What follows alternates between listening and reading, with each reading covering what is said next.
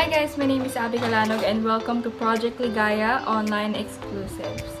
So ngayon, tuturuan ko kayo kung paano ko ginagawa yung simple but glam makeup na nakikita niyo sa Facebook and Instagram ko. Super simple lang siya and pwede niyo gawin ngayong quarantine. So, umpisa na natin. By the way guys, gagamit pala tayo ng both high-end and local products na mabibili niyo lang kahit sa Watsons or sa Mercury Drug na maganda naman talagang products. Okay, so first gamitin natin itong Mario Badescu facial spray siya. Pwede nyo siyang gamitin pang moisturizer and setting spray natin. So, spray nyo lang siya na ganyan. Ayan. Tapos, hintayin nyo na lang siyang matuyo. Then, pwede na kayong mag-start ng makeup. So, first thing na ginagawa ko is kilay. Gagamitin natin itong LA Girl. Pabibili nyo lang yan kahit sa Watsons.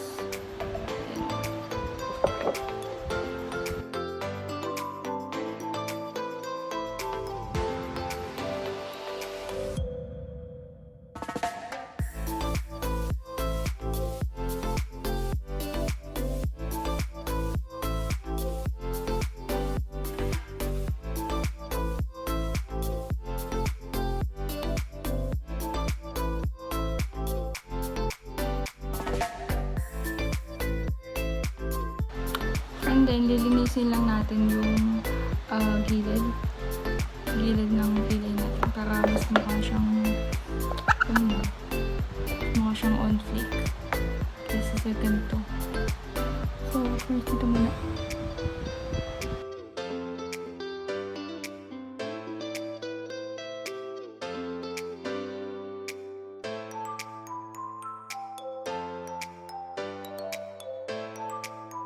Yan.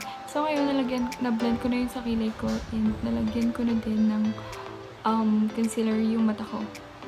Yan. So, kung tataka kayo bakit hindi ko inuuna yung foundation, mas gusto ko unahin yung kilay and yung mata ko. Kasi ayoko na may nagpo-fall off sa mukha ko kapag nakaset na yung foundation. For my eyeshadow, gamit lang tayo ng mattes and pwede din namang shimmer. Gamit ang Fenty Beauty para sa eyeshadow natin. Simple glam lang naman yung gagawin natin. So, gumawa ako ng mga blending brushes para mas maganda sa mata. And, okay. First, kukunin natin tong like this peachy shade dito. Peachy ba siya? Parang siyang pink sa camera. Pero sa personal, parang siyang peachy siya. Kukunin natin siya.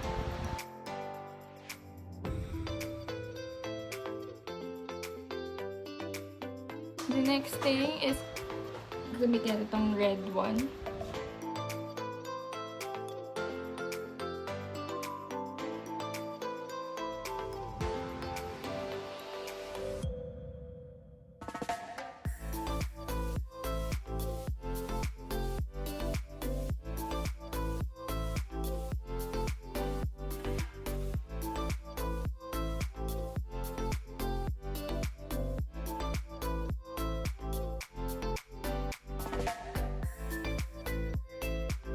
Gagamitin lang natin ulit itong brush na ginamit ko dun sa second color para ma-blend lang siya lalo.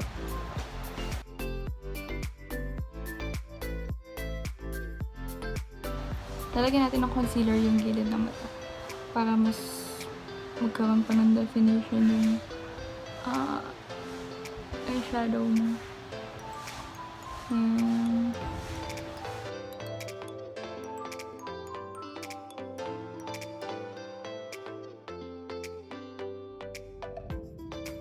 And then, maglalagay na tayo ng eyeliner gamit tong Detail Makeover. Pinadala lang nila sa akin. So thank you Detail Makeover.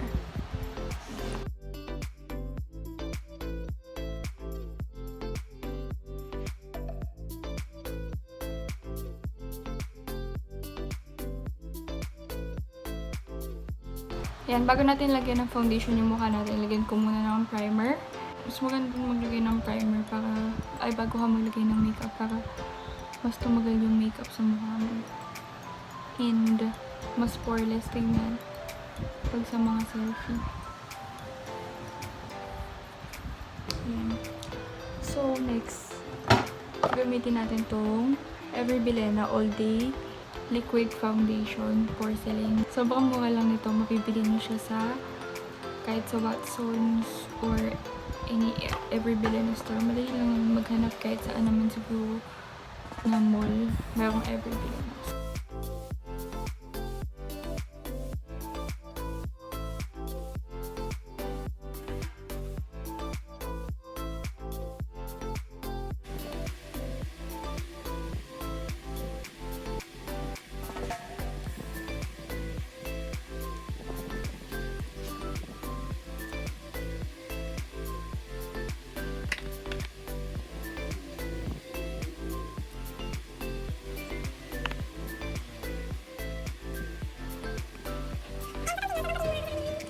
And guys, so tapos na tayo mag-foundation.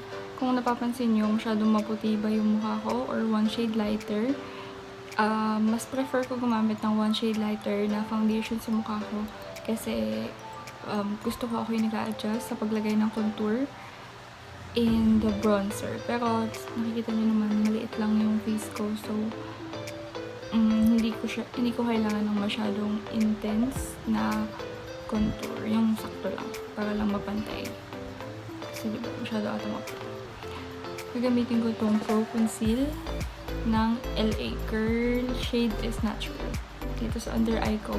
And also, para ma-highlight yung ibang parts.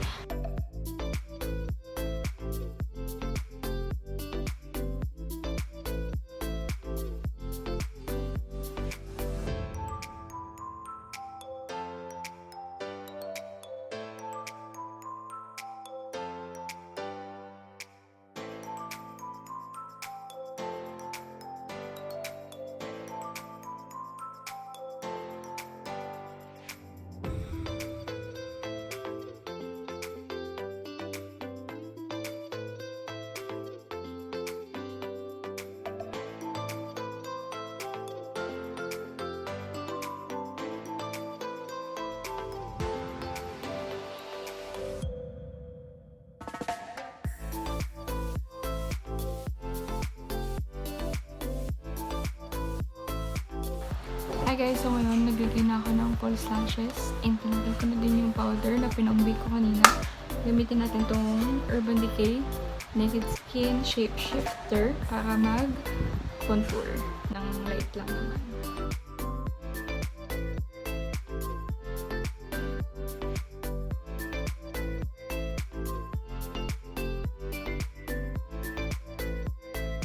For blush, gagamitin natin itong blush kit ng Anastasia Beverly Hills.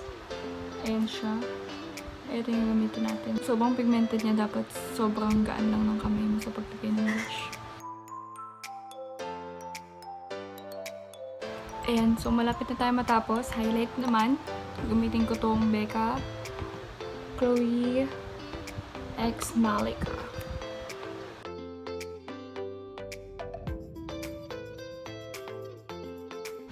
So, sa lipstick, gagamitin ko tong Ever Bilena Amore. Amore. Ayan. Pink lang.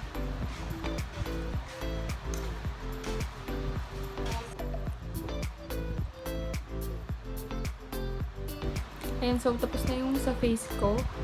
Isin ko lang yung buhok ko and then babalik ako para sa final look.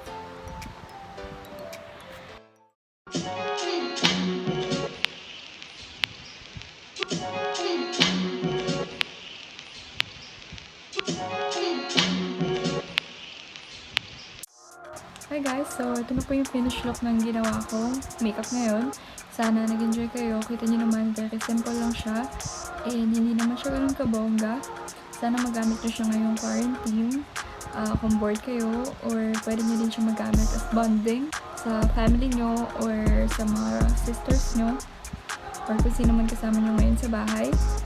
I just want to say na hindi po ako pro. I'm just a freelance makeup artist. If you want, you can follow my page, Makeup by Calanog, sa Facebook and Instagram po. And sorry kung hindi ko naman pala kayo parang tinuruan, parang pinakita ko lang sa inyo kung paano ko siya ginagawa.